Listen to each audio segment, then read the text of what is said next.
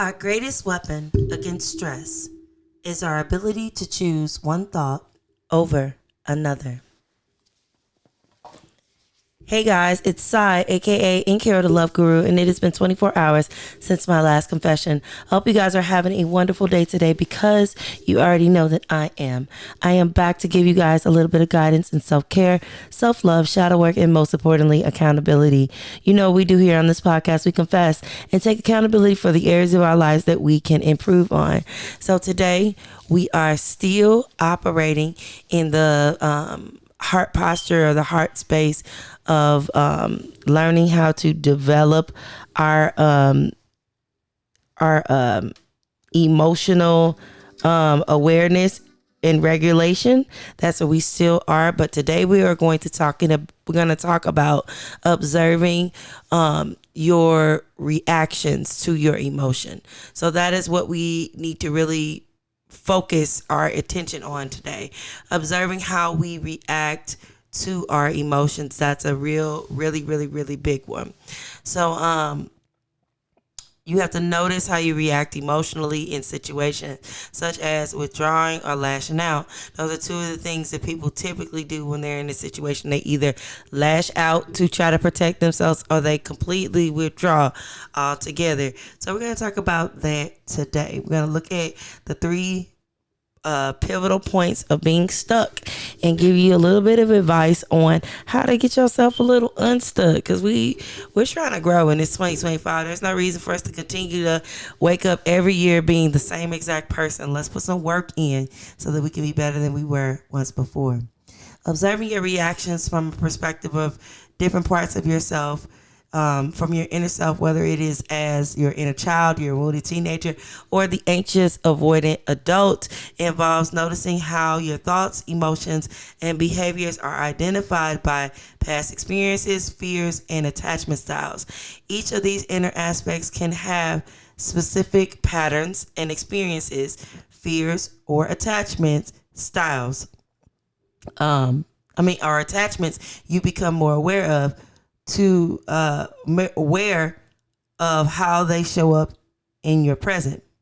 Here is something you can observe, or how you can observe your reactions if you are focusing on the inner child. Your emotional responses is one way. The inner child may react impulsively to situations, especially if they mirror past wounds. You might feel vulnerable, scared, or overwhelmed in certain moments. You might have a tendency to seek validation, comfort, or safety. Two, you can, inner child may typically focus on the needs for love and connection. That's the second thing that they can do. The inner child often seeks unconditional love, acceptance, and nurturing. If you find yourself seeking approval or reassurance, it might indicate that this part of you is in play. Also, observing. That's another way that you can kind of get to the crux of things. Pay attention when you feel particularly sensitive or emotionally triggered. Are you acting out for fear or a need for comfort that doesn't quite match the situation? This could be your inner child reacting. So pay attention to what is going on with you. Don't just let it be a fleeting thought. Analyze it and try to get to the crux of it. Get the understanding of what is happening. And lastly, self-soothing. When you notice these reactions, try to comfort yourself gently as you would a child, whether through kind words, creating a safe environment, or taking a break from overwhelming situations. So those are some of the things that you can do when you feel that your inner child is kind of having a stuck moment when it comes to observing your reactions to things. You don't know how to identify your reactions. Then those are some of the things that you can employ to kind of get to the bottom of it, because we need to understand that in order for us to improve and move forward. Now, if you have your wounded teenager in play, a couple of things may show up. So you may notice defensiveness and rebellion. The wounded teenager might react with anger, rebellion, or intense frustration when they feel misunderstood or powerless. This is often linked to unmet emotional needs during adolescence, such as feeling unseen or criticized. Secondly, you might notice self-projection and guardedness. This part might come out when you feel judged, rejected, or criticized. You may distance yourself, shut down emotionally, or react with harshness or sarcasm. Observing. Noticing when you feel like you are reacting with a sense of I am not good enough or you can't tell me what to do. Are you feeling defensive or rejecting others or yourself? You could be responding from a place of a wounded teen who is still carrying hurt from the past. Lastly, self-awareness. When you catch yourself acting from this place, pause and ask if you are really reacting to the present situation or is there something from the past fueling the response. Okay, and lastly, if it is your anxious, avoidant adult that is showing up and has got you stuck with identifying what you are observing when it comes to your reactions, then you may be able to employ these four things. Push and pull relationships. An anxious, avoidant person might feel conflicted when it comes to closeness in relationships. They may crave intimacy, but simultaneously push people away, fearing vulnerability or getting hurt. Next, avoidance of emotional vulnerability. In stressful situations, you may avoid expressing emotions or sharing personal thoughts, often retreating or becoming emotionally distant. Observing, of course. If you notice yourself pulling away when someone gets too close or becoming anxious when there is too much distance in a relationship, it could be your anxious, avoidant side acting out. You may feel torn between the need for closeness and the urge to protect yourself by distancing. Addressing the cycle. Reflect on moments when you feel emotionally overwhelmed. How can you balance the need for space with your desire for connection? Practicing vulnerability and self-compassion in these moments can help you manage these dynamics more efficiently. So here are 4 topics or 4 tips that you can use no matter who's showing up, whether it's the inner child, the wounded teenager, or your anxious, avoidant adult. No matter which version of yourself is showing up to be the issue, these are tips that you can use in those moments. So, self-reflection. Journaling or mindfulness practices can help you tune into which part of you is reacting. Ask yourself questions like, what does this remind me of from my past? How old do I feel in this moment? Second, compassionate awareness. Instead of judging your reactions, treat them with kindness. Recognize that these inner aspects of yourself are trying to protect you, even if they might be out of sync with your present moment. 3. Body awareness. Our bodies often carry memories of past trauma. Pay attention to where you feel the tension, tightness, and discomfort in your body. These sensations can offer clues about which aspect of yourself is being activated. Therapy and support. Working with a therapist, especially one trained in inner child work, attachment theory, or trauma, can help you navigate these reactions and heal past wounds. Each of these aspects can show up in different ways, but recognizing your patterns is really an indication that you are taking the first step to healing yourself and integrating those 3 portions of yourself: your inner child, your wounded teenager, and the anxious, avoiding adult, in a healthier, more balanced way into your life, because they don't disappear. You will always have a inner child or a wounded teenager, anxious, avoidant adult, but you have to learn how to have a better relationship with the 3. You don't have to be the emotion. You can just observe it. You don't have to be it though. So if you are angry, you don't have to be angry. You can feel anger and then allow it, observe it. And then once you observe it, it will start to pass. Once you switch your process from realizing that you don't have to be every emotion that shows up, you don't have to morph your reality or your whole identity into that and submit yourself to that. You can observe that, this is coming up right now, but you don't have to come into agreement with it, and it will pass on. It will move on naturally. Your feelings are much like waves. We can't stop them from coming, but we can choose which one of them that we want to serve. So just like I was just saying, you don't have to participate. You don't. You could say, don't want to get on that ride today. And that is just okay. But acknowledge that the ride came up. When this happened, that ride came up. Don't want to get on it, but now I know if I do this, that ride's going to come back around. Awareness is the first step in your healing. If you can observe your reactions without judgment, you create the space to transform them. That's just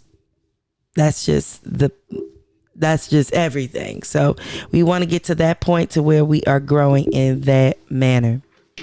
Okay, let's open the Bible. I only got a few Bible verses for you today. I know I say that sometimes and I read like 50 I'll read like 50 Bible verses, but no, today I'll tell you up front, there's only 4. And none of them are long readings of the full chapter. There's only 4 Bible verses today. So let's see what the word has to say about this. We'll read from Proverbs first. Proverbs chapter 4, verse 23. Proverbs 4 and 23. And it reads, keep thy heart with diligence, for out of it are the issues of life.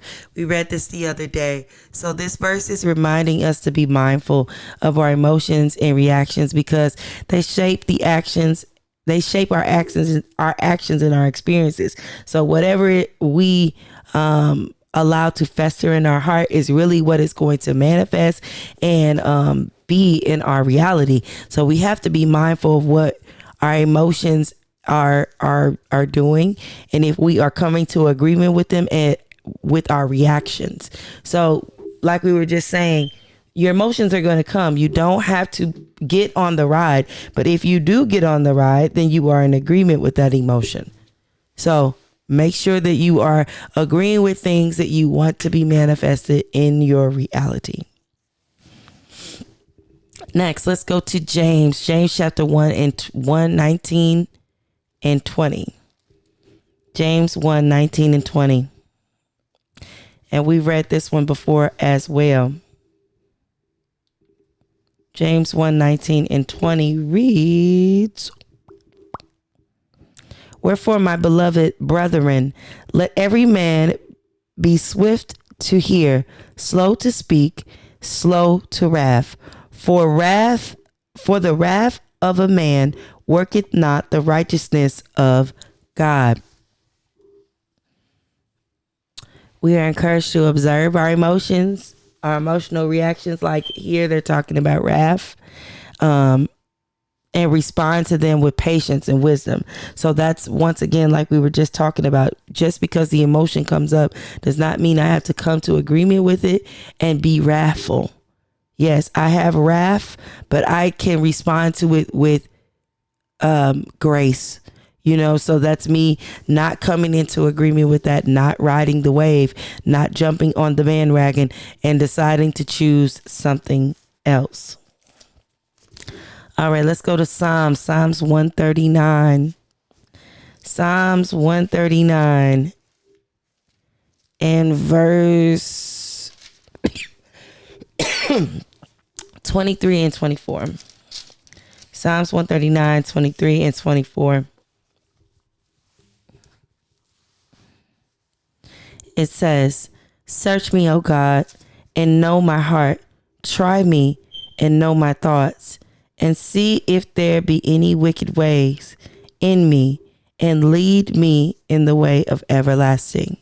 So this is a prayer. This is David praying to God and asking God to come in and help him reflect on his emotions and his reactions and bring to his awareness and his understanding what he needs to fix so that he can get in proper alignment with what God ought for him to happen. So that is what we are actually working on right now. What David was praying in that particular verse is literally the work that we are doing today. We are searching and we are being more observant of our heart space, our heart posture, and we are trying our best to grow and be better than what we were before. So that's what we're doing there. So lastly, we're going to go to Proverbs again, but this time we'll go to Proverbs chapter 15. Proverbs 15. And we'll read verse 1. And it reads, "A soft answer turneth away wrath, but grievous words stir up anger." So this is another verse that is talking about how our emotional response can influence others and how we should be mindful and gentle in our approach when we are trying to de-escalate tension. It is giving us a teaching and giving us some wisdom here. A soft answer turns away wrath, but grievous words stir up anger. So you don't have to always answer fire with fire. Sometimes water is the better choice. So be disciplined with your emotions. Don't allow your emotions to stir you here, there, and everywhere. Sometimes that's not the best, and most times it's not the best answer. But I was being generous by saying sometimes, but it's not the best choice to make. All right. So I'm gonna give you I'll give you some what are these called? Affirmations.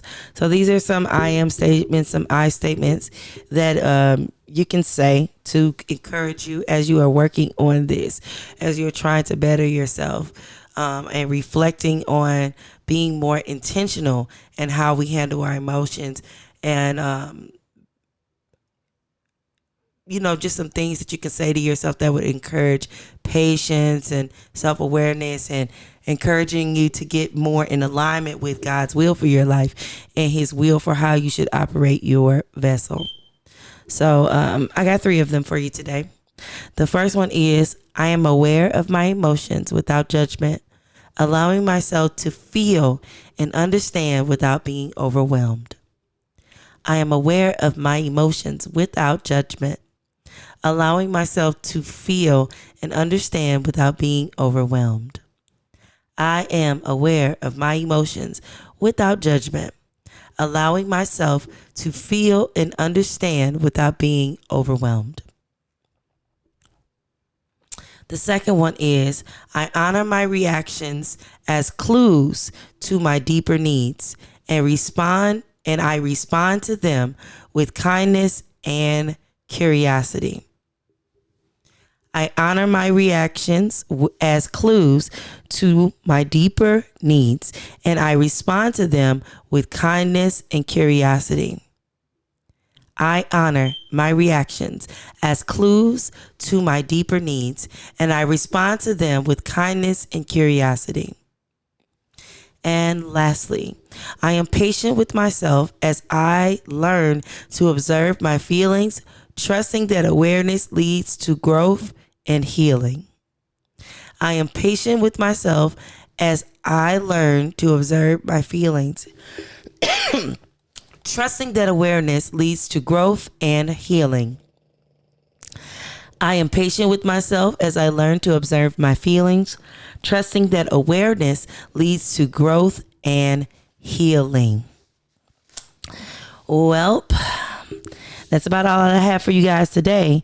But you know that I cannot leave without giving you guys an action item. So today's question of the day, action item, is, what past experiences or beliefs might be influencing how I am reacting to this situation right now? What is this emotion trying to teach me about my needs and or boundaries in this moment? What past experiences or beliefs might be influencing how I am reacting to the situation right now? What is this emotion trying to teach me about my needs or boundaries in this moment? What past experiences or beliefs might be influencing how I'm reacting to this situation right now? What is the emotion trying to teach me about my needs and boundaries in this moment? That's it for today's episode, you guys. You know we are back every morning at 9 a.m. You are more than welcome to come back and listen to tomorrow's episode. I am available on Apple Podcasts, Amazon Music, Spotify, Pandora, iHeartRadio, and for free on YouTube. Well, you know that I love you guys. It's most likely because you're lovable and you love yourself enough to do the work. If nobody has told you that you're lovable and that you are loved today, I need you to get in that mirror and tell yourself how loving you are, how worthy you are, and how worth all of this effort is for you to be the best version of yourself. I hope you have the most fabulous, wonderful, purposeful, abundant, and amazing day. I hope you do all the work to be observant of how you are reacting to how you are moving. And I'll see your beautiful faces back again here tomorrow. Bye-bye.